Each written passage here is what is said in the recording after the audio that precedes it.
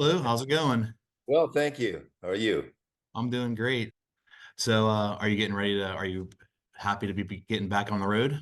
Yeah, well, so I am now I've just finished my 10th album. Did they send you the info on Dow Pop? I haven't No. heard about the new one yet. Okay.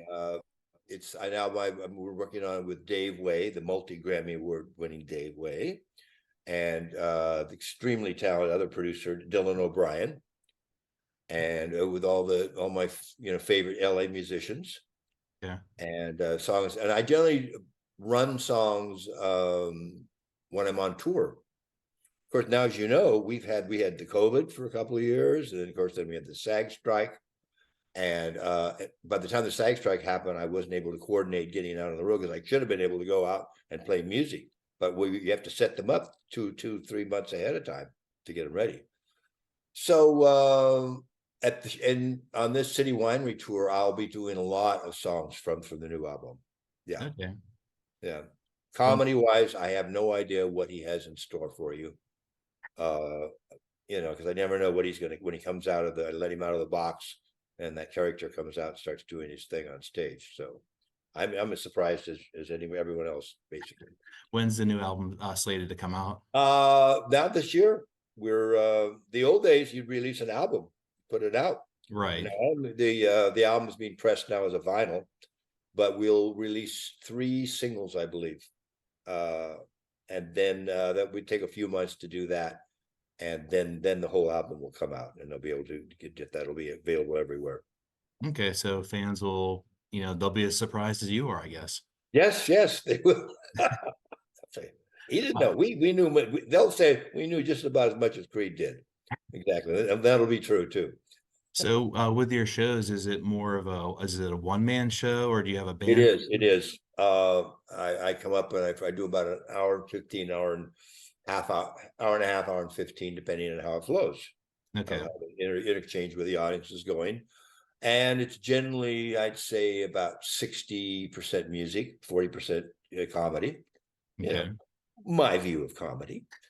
Let the buyer beware. Because I have to create all this stuff from the Creed character, and we never knew exactly what he was going to do in the first place. So he just kind of came together as the show came together. So now I'm kind of frantically writing a backstory for him and the people are going, yeah, that sounds right. I just make up this stuff. They think it's correct. Well, that's the thing about your character, like anything is possible, right? The enigmatic, but I'm a mystery to myself, actually. Exactly Yeah. like I'm saying, yeah.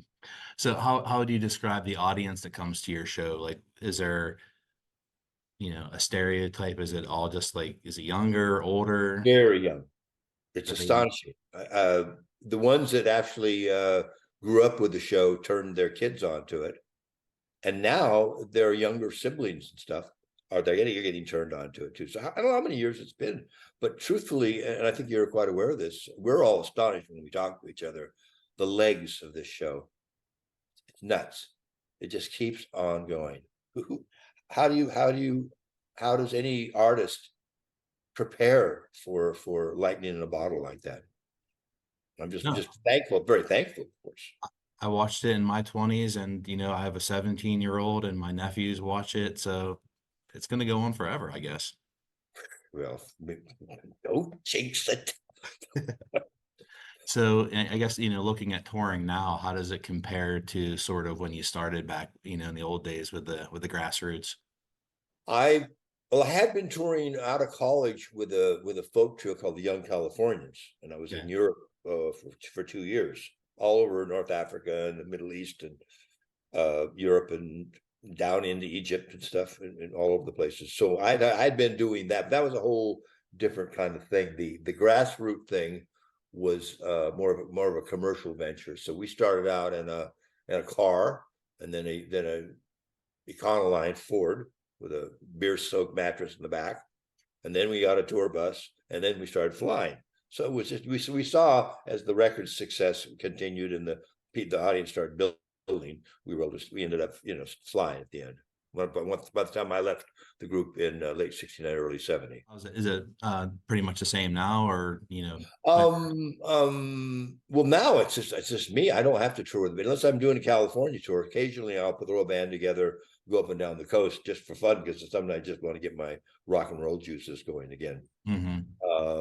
I love recording, and I just love the thrill of finishing a song and that oh my gosh, there's thank you for this little baby, this little gem.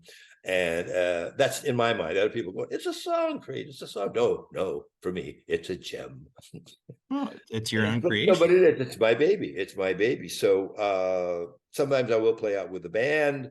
But basically now it's my tour manager, and we fly to wherever we're going. We'll fly to Boston on the 16th, and then we'll get a SUV, and then we'll just drive around. We'll drive around Well, for a couple of weeks and play the shows. so you're playing in Philly the night before Pittsburgh. Are there any is there a stop in Scranton on the way over? No, I don't think so. No, we just No. I don't know why that is. We don't seem to. I don't think there's a club. I don't know if there's a venue.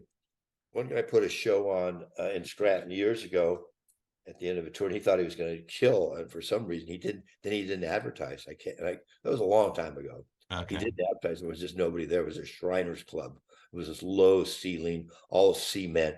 Very dank. I thought it seemed like it was haunted, the place.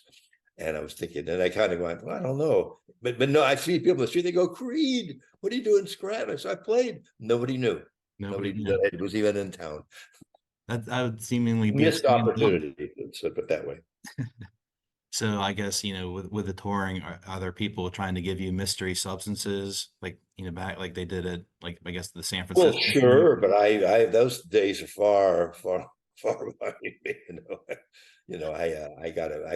I'm on the straight and narrow. I have been for years and years and years. Probably a better decision that way anyway. Very, but much better decision, my friend. So I guess, looking back at your time in the grassroots, is there anything that, really stands out, all these years later? I think how naive we were because we got this hit record right off the bat with Live for Today. And it was our first record that we recorded. And Warren and I wrote a song called Beating Around the Bush. We recorded that song, and then we recorded Live for Today. And I don't think any of us thought it was going to be that exceptional. And so it just go, and we went, oh, well, this rock star stuff is easy. This is just, you just got a record.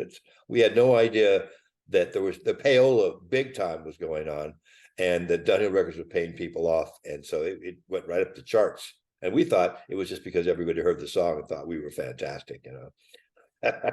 We love those guys' voices. Well, I know you wound up leaving. Was it looking for more creative freedom? Well, I was when we first came in, we played, on the first three albums. We were playing, and I would sit there. I would play with Joe Osborne and Hal Blaine and Larry Knechtel and Warren also. But we never used our drummer and bass player didn't play except on one record, the Feelings record. So we get back and we go in there and we do our stuff, and then we came back in on the fourth album, and they'd already cut the tracks, and I wasn't happy at all. And I could have, I bit the goose that was the golden goose. I was biting the hand that fed me, as it were. But at that time I could play, and I wasn't there for that. Could have joined the Monkees, not belittling the Monkees, but that wasn't what we were about. That's not what any musician's about. Well, I mean, it sounds from, that you're expressing yourself now with all these, like all the solo albums. So I can. Oh no, and it turned. But if it hadn't been for The Office, Yeah. that was the reprieve, of course, naturally. And I know what side my bread is buttered on for sure, because when I do the show, they will hear Office stories, because I wouldn't be up there if it weren't for The Office. So I definitely acknowledge that. Right. Yeah. Well, speaking of The Office, I was wondering, what it's like to have to play a exaggerated, version of yourself. Well, I don't know if it's an exaggerated version of myself, because I'm really not that guy. It's an actor. It's a part, and I wrote the part, as a very exaggerated. Yeah, you're right. An exaggerated a portion of a rock star, which is exaggerated already. A rock star. So he was exaggerated character. I mean, I can do a lot of different characters besides that guy. Yeah. Yeah. So people always think that I'm just playing myself. Well, when you don't even know who you are, how can you play yourself? There's there's the rub. You're making people think right now. I'm sorry about that, folks. It's too early in the morning, I know. So, just looking at some of the interviews that you've done in the past, it seems like you don't really, do you really dwell on the past a lot? You know? I'm very much like that. The Creed character I stopped carrying a long time ago. Hmm. Well, it doesn't do any good. Right. The only places we know Stoic philosophy or anything is in the moment. That's all that you can do. You can only control what you can control, and everything else. Though I should have done this and I should have done that. That's just a waste of time to even think about that stuff. Hmm. People do it. It's amazing how people always go, well, "What if you had done this? What if you had done that?" Well, why are we wasting our time talking about it? Nothing can be changed. And they say, yeah, but I know, but if you, and they say, see, you won't let it go. They won't. I'm right now. I'm not going to let it go. Right. Go ahead. Ask me what I should have done. Oh, I don't know. What do you think there's No, something? I see. There you're doing it again. Stop. Don't do that. So I take it that you could have, that you couldn't have imagined like your career trajectory, going like this. Like that, there's no possible way that. It's exactly like I planned it, with when I made the deal with the Dark Lord. We don't like to talk about the details, the subtleties and the fine print and blood and things like that, but it's working out just like I planned it. So I guess, looking back, would you do you think that would you rather be remembered for your musical career or your acting career? Like are they like apples to There we'll oranges? see. There we go. There's that a question like that again. People used to say, "Well, what are you? Are you a singer songwriter or are you an actor?" And then the people I'd have close friends who would get Hmm. all frustrated and say, "You got to be one or the other. You can't do both." Yes, you can. Yes, you can. I'm a living example. There's a lot of people doing it. Not me, just me. There's a lot of actors out there who sing and play and write. Oh A yeah, lot, definitely. Yeah, a you don't have lot. to be pigeonholed So anymore. people saying, I believe you do what you are. You find the thing that makes you, that gives you that fills you up with light. That thing that fills you up with light.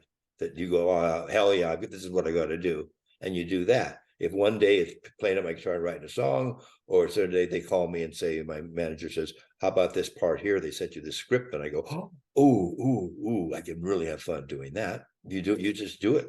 Hmm. You don't pick one or the other. Well, I know you mentioned that the new album's coming out. Do you have any acting roles like in the pipeline right now? Oh, I just shot a short film. It was really fun with this group, and it's going. Probably that'll hopefully go out to the festivals. They're trying to use it as a kind of um, maybe not a teaser to do a movie with it, kind of thing. But it's a nice little short. I've got to film. I've got to go up to Minnesota, and when the weather gets better. Um, and wish it was Fargo, but it's not. I love the new Fargo, by the way, I with haven't seen Julia it yet. Temple. You've Is it? seen it, right? No, I haven't seen it yet. She's so good. The whole thing is good. That's a great show. I love that show. And I'm doing my autobiography with my friend John Tyler Allen. He wrote a Esquire article on me a few years ago, and it turned out so well that when I started talking with my agent to hit publishers, we both decided the best person to write it with me was John Tyler rather. Hmm. And so we've been working on that, the album, the book, the tour. I'm off to Europe in April, and I'm also writing a novella with another friend of mine that I've been working on for a few years. So there's no rust on Creed, as it were. Okay. Busy man. Well, I guess, is there one other possibility? Is there like any chance of an Office reboot? Everything you see on the internet, it's all over the place. Like, would that something you'd be interested in? This is funny. Your timing's amazing because I don't want to be just to say this to everyone out there right now, but we just got a call from NBC and Greg Daniels, the whole cast, and in 1 month's time, we're all getting together. See, that's not you guys buying this shit. I do this on stage all the time, and every time the audience will go, oh, and I'll say, come on, get over it. And then about 20 minutes later, I'll say, I'm sorry, I was kidding, but I wasn't joking. And I'll bring them right back again, and I'll do it to them twice because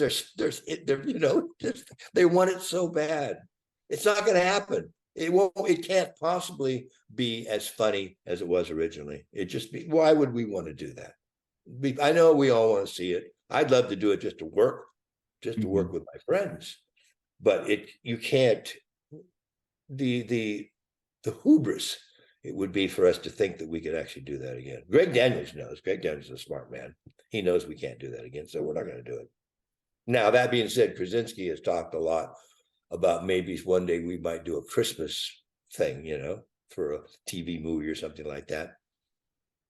If it's done right, I guess that would be fun. Yeah. But right now, certainly no one is. I had lunch with Greg about a month ago, and because there was the whole thing in the media about that this was exactly happening. The whole, maybe you saw it. All this stuff has happened. He said, "Well, I would be the first one to know, and I can tell you right now."